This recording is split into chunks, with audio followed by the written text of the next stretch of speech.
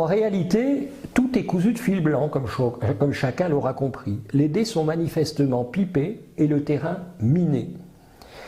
Ministre de la Santé, je dis ministre au pluriel, Ordre des médecins, institutions sanitaires satellites, académies de médecine et de sciences sont tous complices, corrompus, inféodés au lobby pharmaceutique. Il n'y a pas d'autre terme, comme le confirmait la Cour des comptes en septembre 2001 dans son analyse du budget de la sécurité sociale. C'est ce que confirme avec éclat la démission soudaine et fracassante de Thomas Dietrich, ancien diplômé de Sciences Po et haut fonctionnaire du ministère de la Santé, qui a été nommé par Marisol Touraine secrétaire général de la Conférence nationale de santé en avril 2015. Cette Conférence nationale de santé est un organisme théoriquement indépendant qui devait gérer tout le plan de rénovation de la politique vaccinale.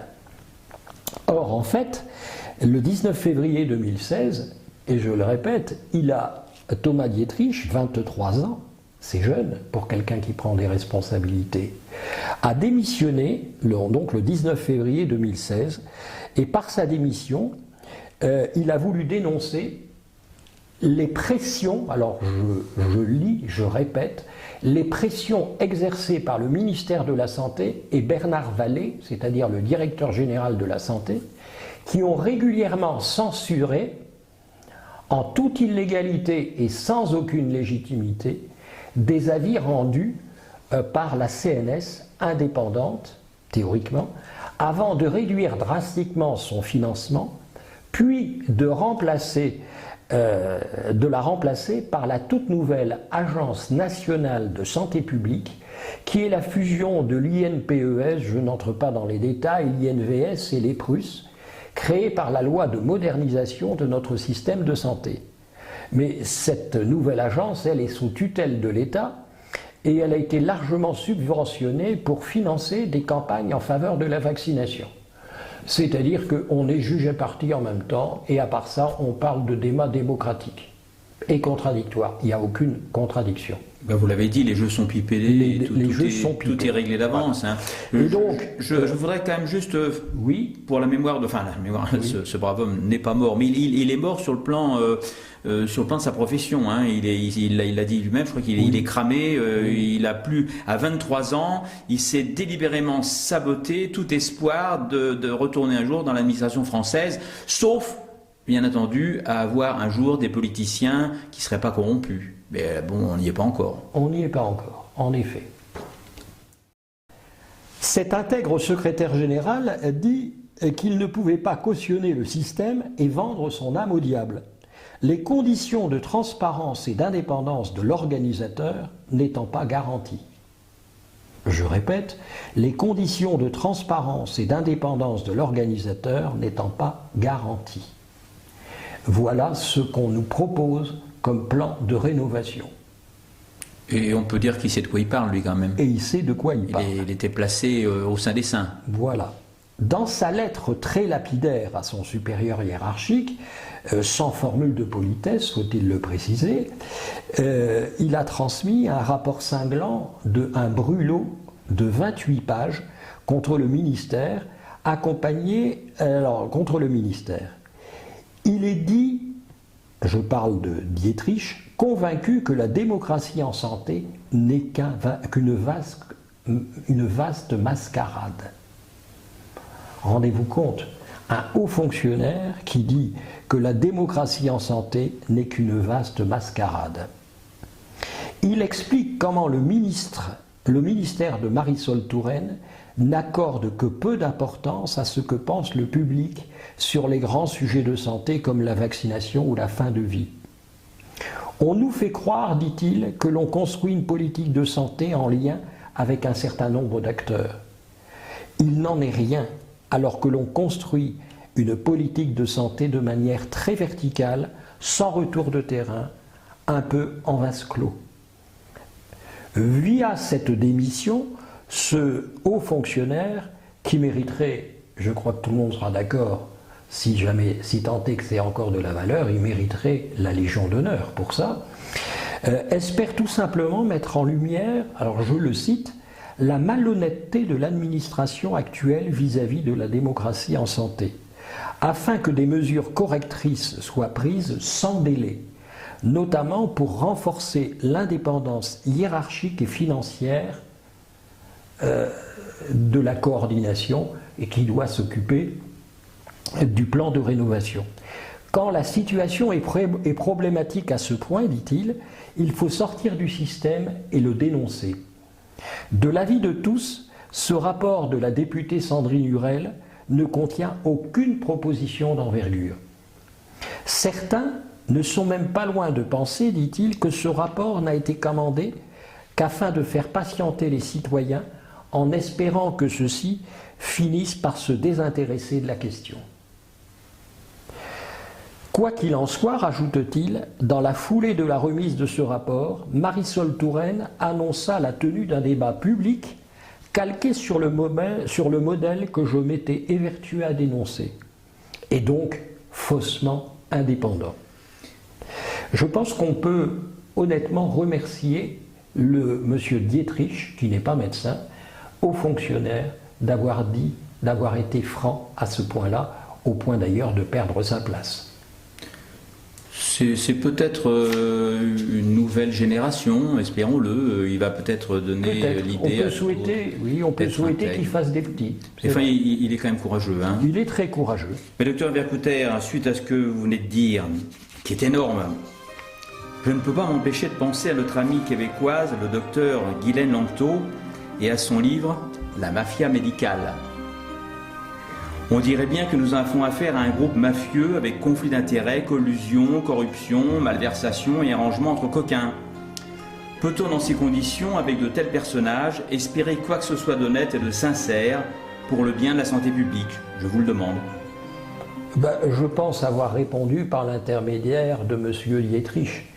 Manifestement non, il ne peut y avoir de débat réellement public et indépendant que si tout doit pouvoir être mis en cause. Or, le contradictoire n'existe pas. Et j'attends, et comme les Français attendent, de la part de Madame le ministre de la Santé, des faits concrets qui nous montrent qu'elle est pour l'indépendance, ce qui n'est malheureusement pas le cas.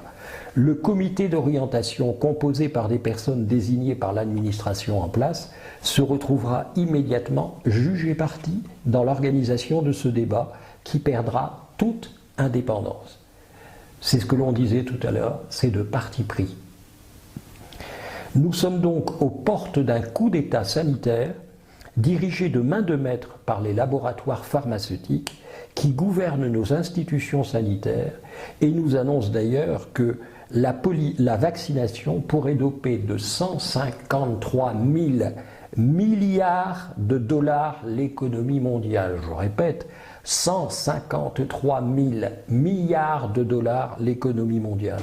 Non pas dans l'intérêt de la santé, parce qu'après tout, si la santé s'améliorait, oui, mais ça n'est pas le cas. C'est pour rendre les gens plus malades.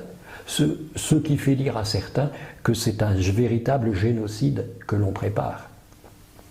C'est-à-dire, je pense que quand on a donné une somme pareille, 153 000 milliards, là, ça débat, on n'arrive pas à imaginer.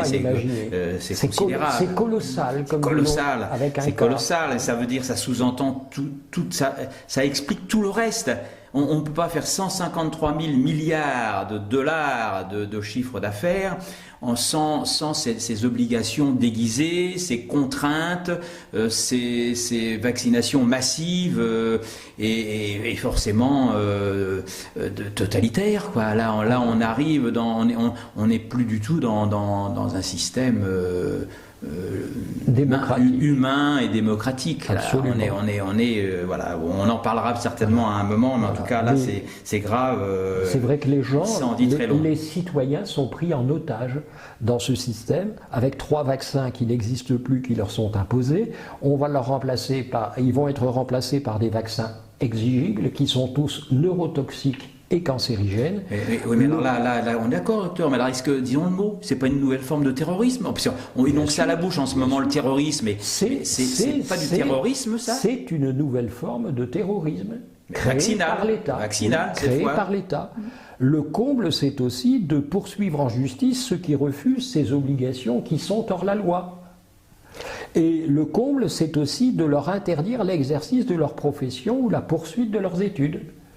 Récemment, une jeune dame de 22 ans m'a appelé, elle veut être pompier, eh bien on lui refusera d'être pompier si elle n'est pas vaccinée contre l'hépatite B, contre le BCG également, et puis contre diphtérie, tétanos, polio. Voilà. Eh bien, je pense que nous allons nous arranger pour rencontrer le médecin-chef des pompiers du département. Il s'avère que c'est à Anglet, donc c'est pas loin de Lourdes.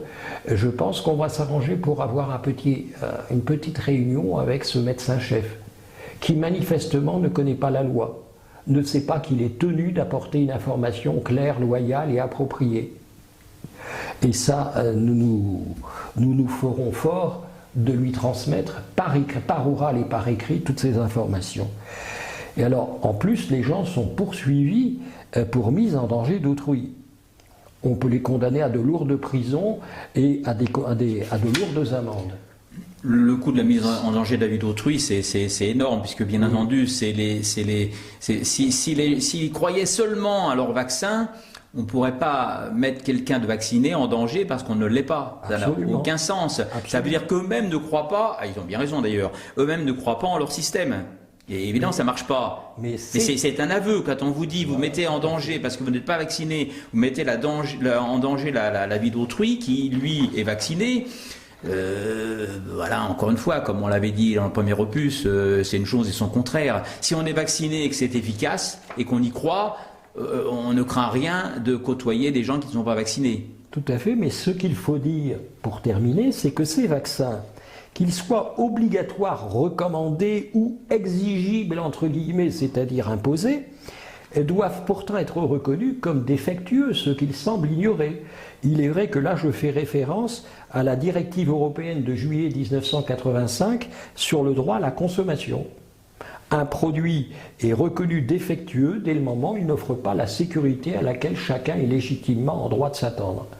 Juillet 1985, ça fait 30 ans. Eh bien, nos hommes politiques doivent souffrir d'Alzheimer ou que sais-je encore, mais manifestement, ils ont une mémoire très courte. Et les responsables de toutes ces forfaitures, parce que on pourrait refaire la liste, mais on ne va pas recommencer, hein, il suffit de s'y référer, eh bien tous les responsables de ces forfaitures devraient faire à minima l'objet d'une enquête de l'IGAS, c'est-à-dire de l'inspection générale des affaires sanitaires. Le cas échéant, être démis de leurs fonctions et être poursuivis pour faute grave, voire empoisonnement, qui pourrait être éventuellement considéré comme volontaire, car il est conscient et délibéré. Et c'est pas faute de notre part de les en informer. Quand j'ai été reçu parmi 130 personnes par Madame Hurel, elle m'avait dès le départ demandé si je ne voyais pas d'inconvénient à ce qu'elle enregistre la conversation. Je lui ai dit, pas de problème, à charge de revanche, Madame la députée, que vous me transmettiez un double de cet enregistrement. Et je lui ai transmis une centaine de pages de documents scientifiques, notamment 3 pages sur le devoir d'information. Elle n'a rien transmis, aucun de ces documents, à la ministre de la Santé. Rien. Moi, je peux vous dire, pour avoir passé 10 ans au sein des saints, que les producteurs de vaccins en savent au moins autant que nous. En fait, plus, puisqu'ils connaissent leurs secrets de composition, y compris donc les composants cachés, et que tous les acteurs de cette filière savent très bien ce qu'ils font. Mais il est temps de se donner rendez-vous au prochain opus. Merci, docteur. Bon.